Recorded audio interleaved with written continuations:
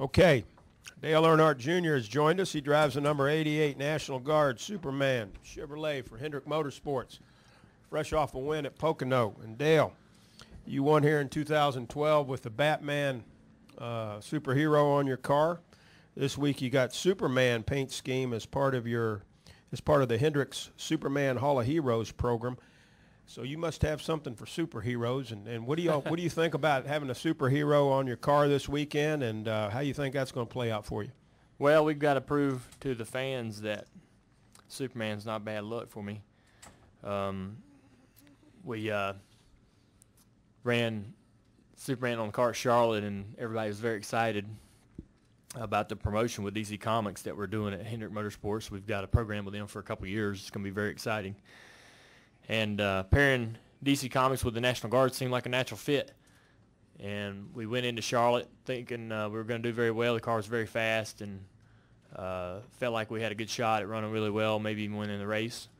But had some troubles in the race, so my race fans were a little curious as to whether we needed to have Superman back on the car. So we're here to prove this weekend that he belongs on the hood, and that we can do some great things and hopefully win this race this weekend. I think it's a great looking race car. I thought it looked awesome at Charlotte. Now we got the gold numbers on it this weekend, and Superman's on the hood, so I'm excited.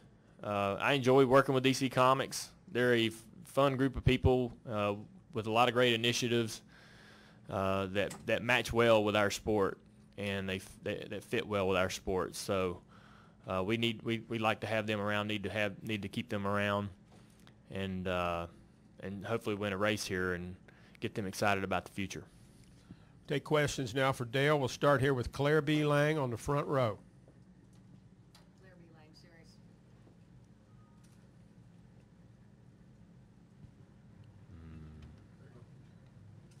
Series. Claire B. Lang Series XM NASCAR Radio. What was the thing that stood out in the celebration or reaction you got from people during the week? And the other thing is, I talked to your team after the race last week, and they said, we're damn sick of running second, and we met in the morning, and we want to be taking it to Miami, and they're really, hep up on going for it.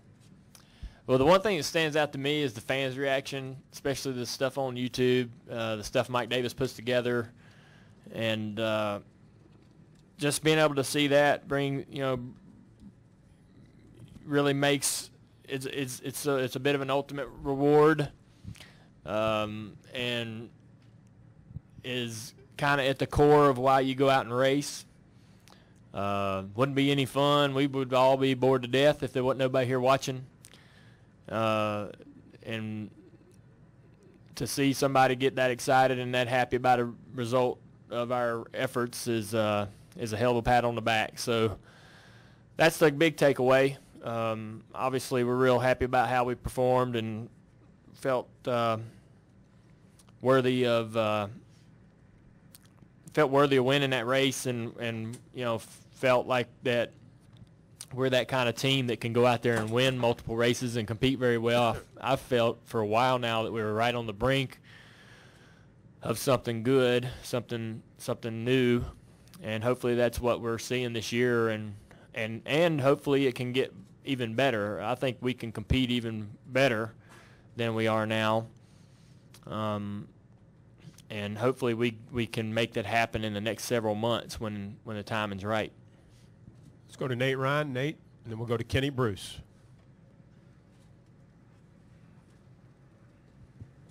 Nate Ryan, USA Today Sports. Is Kyle Larson, sorry, there's been too much stuff here. It's confused me. Has Ryan Newman answered your text? No, yet? I don't know. Is he here? Tell us the whole story of what happened there. Let me check. He doesn't. Well, I wouldn't say that. I don't expect. Oh. Yes, he did. He said I should have texted last night, but I still don't know where he's at. Yeah, this is what happened. This is the honest truth. On Tuesday, he asked me if he could take a ride to the racetrack, which is common for drivers to do that. And we were leaving at 8:30. That's what it said on my calendar. And then since Tuesday, we've added some media to this morning, did a couple things out front, and so my PR guy, Mike Hogue, moved takeoff time to 8 o'clock. And I didn't know about it. I didn't look at my calendar. And when I got up this morning, I didn't look at the clock. I just got in the shower and went downstairs, got in the car and drove to the airport and got in the plane. And I forgot about Ryan. But if it, even if we were taking off at 8:30 and he wasn't there, I probably would have left him. But he should have texted me last night. But I think he got a ride, so that was unfortunate for sure. But it happens.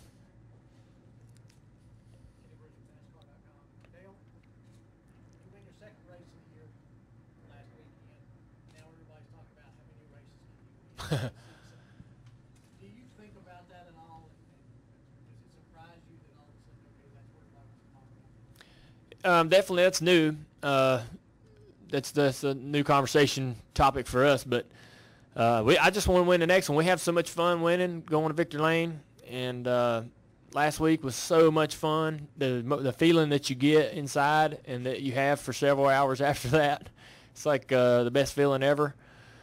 And want to do it again. Want to do it now, this weekend. So I just want to win more races and take care of the car and finish as well as we can. And I think that mentality and making that a reality can win us a championship. But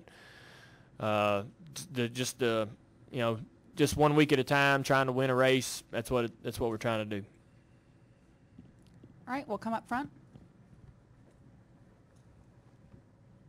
Dale, Mike Ackelson from WFMJ TV. Now that you have the 2 wins, you're pretty much punched into the chase.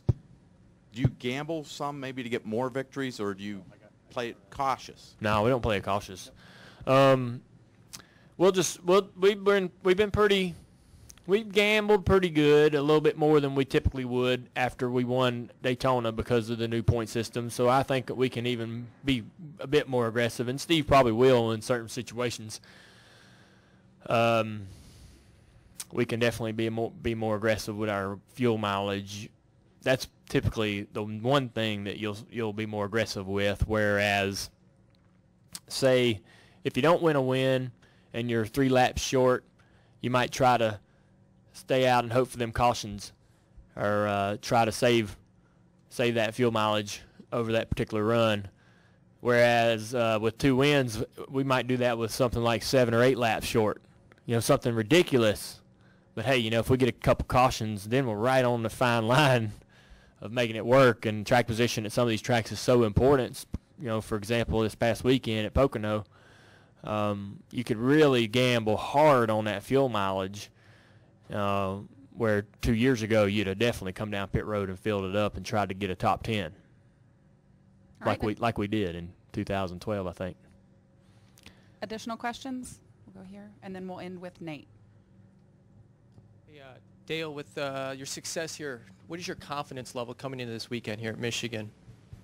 I feel pretty good. You got to kind of you got to be confident because we've ran well here, but at the same time, this is a new package. We haven't raced here with the cars slammed to the ground and all the new rules that we got this year, and we've got some new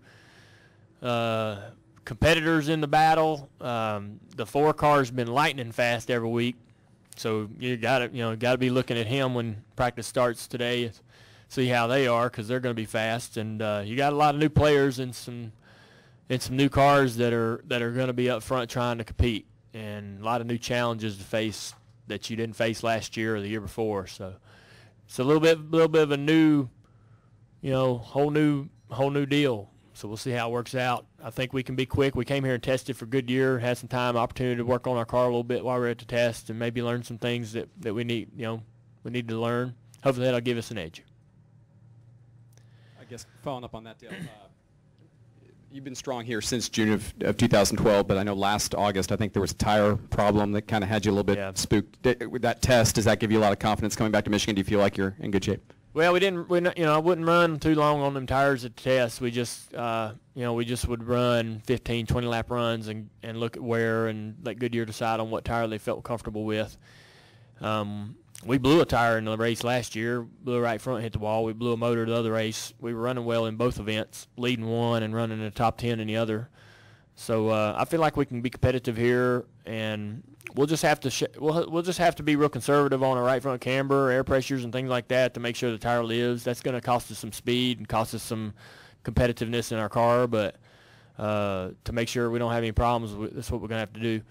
And maybe we can work around that with some other components in the car and find, regain that speed throughout the weekend. Okay, we'll go ahead and get you out to practice. Oh, Good luck this weekend. Yes, ma'am. Thank you.